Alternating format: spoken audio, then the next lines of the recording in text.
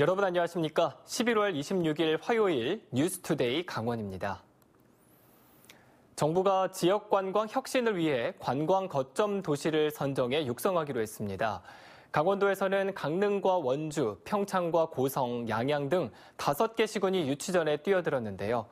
홍한표 기자가 보도합니다. 문화체육관광부가 관광 거점 도시를 선정해 육성하는 방안을 내놨습니다. 서울과 제주 외에도 세계적 수준의 관광 자원과 브랜드를 갖춘 도시를 육성해 외국인 관광객을 끌어들인다는 계획입니다. 강원도에서는 모두 5개 도시가 도전장을 내밀었습니다.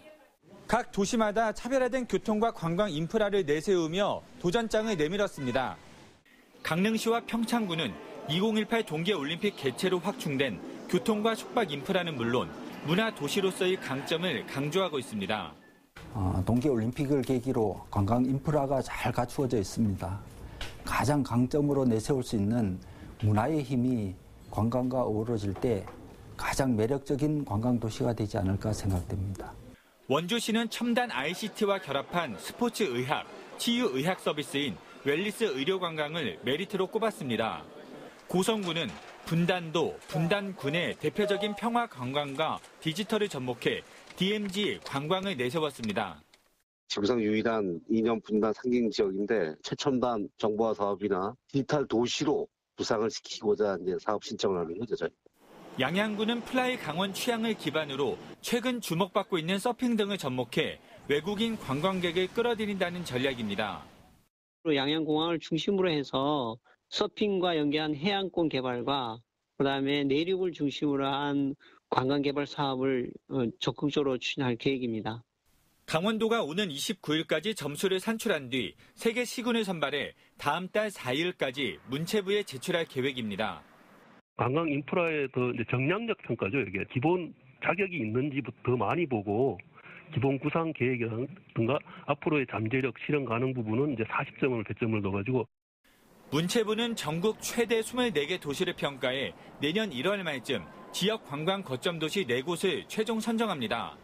거점 도시에 뽑히면 내년부터 5년 동안 도시당 국비 500억 원, 지방비 500억 원 등 최대 1,000억 원이 투자됩니다. MBC 뉴스 홍한표입니다. 시멘트 생산에 세금을 물리는 법안의 정기국회 통과가 사실상 무산됐습니다. 의원들의 합의가 이루어지지 않았기 때문인데요.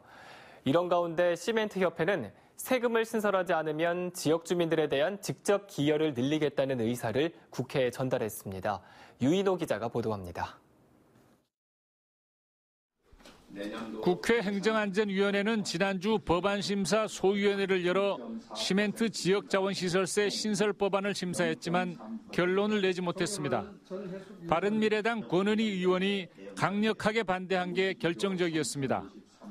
권 의원은 제천 화재 참사에 대응하는 충청북도의 모습에 실망했다며 세금을 신설해도 국민들을 위해 제대로 쓰일지 의문이라는 주장을 편 것으로 전해졌습니다.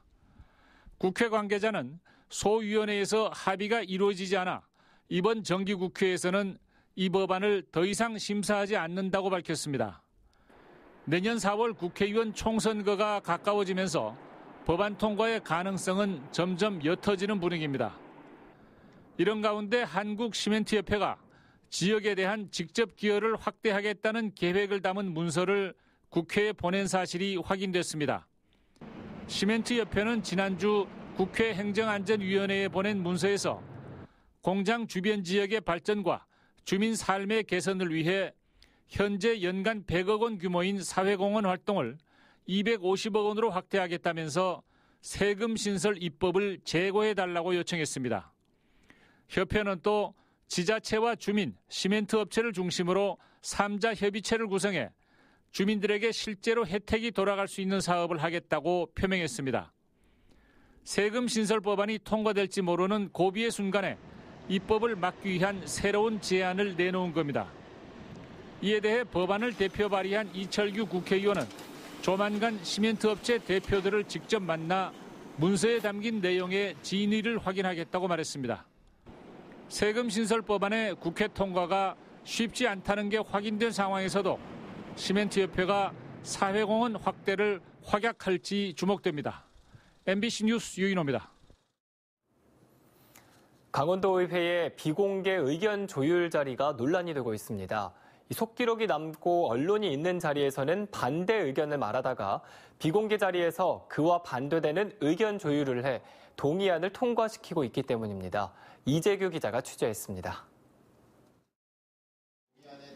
지난 21일 강원도의회 기획행정위원회 레고랜드 사업비 마련을 위한 투자 동의안을 심사했습니다. 여야를 떠나 비판적인 목소리가 많았습니다. 사업들이 레고랜드까지 진짜 엄마의 오줌 누기라는 생각밖에 안 드는데. 그럼 지금 56억으로는 당장 1년 이자조차도 감당할 수 없죠. 이 사업에 참여하는 것은 적절치 않다라고 말씀을 드리고 싶습니다. 재검토해 주십시오. 하지만 의견 조율을 한다며 의원들 간 비공개 형식의 만남을 가진 뒤 발표된 결과는 원안 통과. 강원도가 낸 동의안을 그대로 통과시킨 겁니다.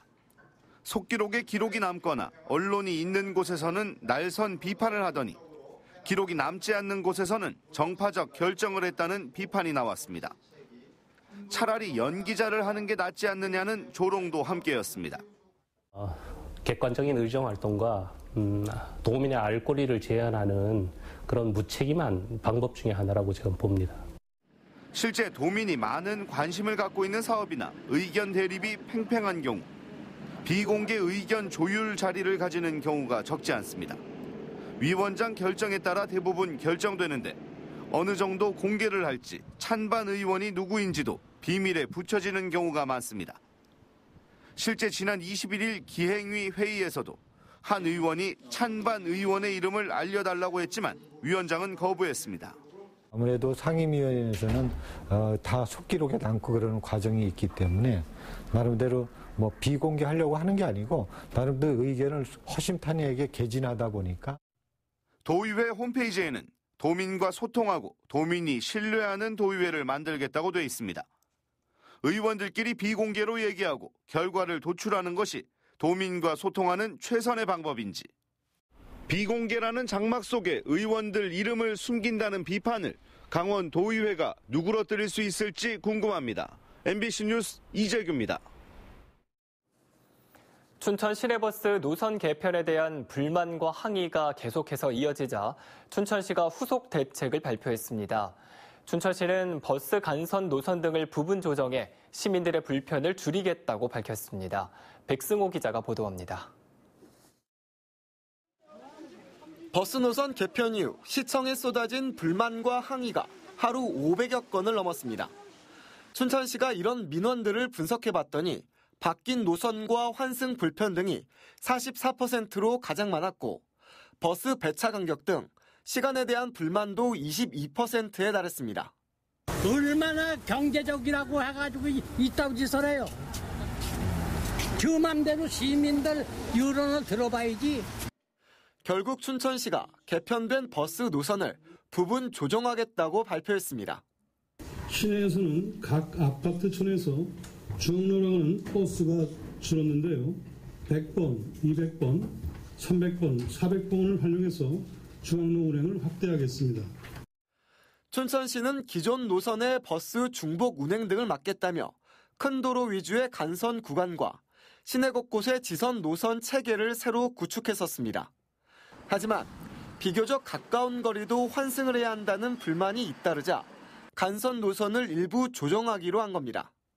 노선이 조정되면 100번부터 400번의 간선 버스가 지선 버스 노선인 아파트촌과 중앙로 등에 투입됩니다.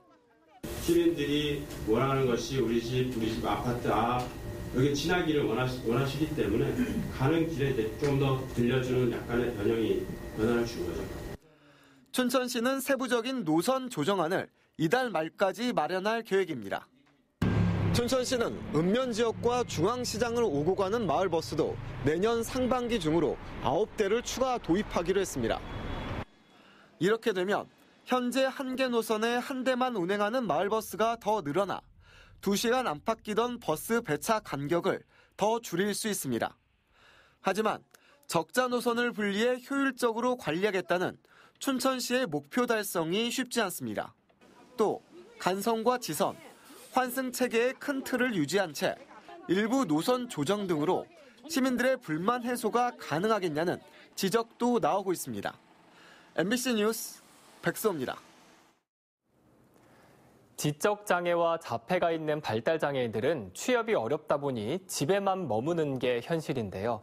이 발달 장애인들의 특성에 맞는 업무를 교육해 취업까지 연계시켜주는 직업훈련센터가 문을 열었습니다. 황구선 기자가 다녀왔습니다.